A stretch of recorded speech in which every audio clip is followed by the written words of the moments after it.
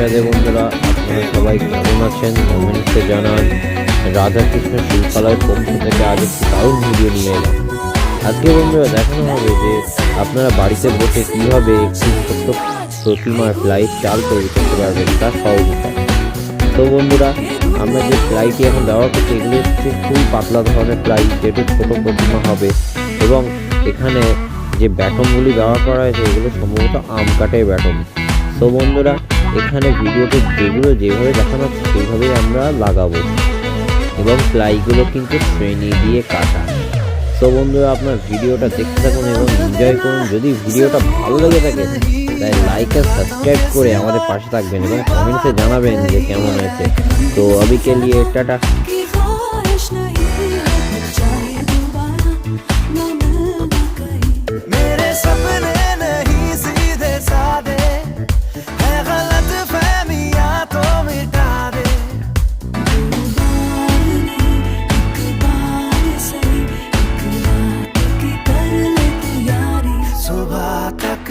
मान के मेरी बात तू ऐसे जोर से नाची आज के घुंघरू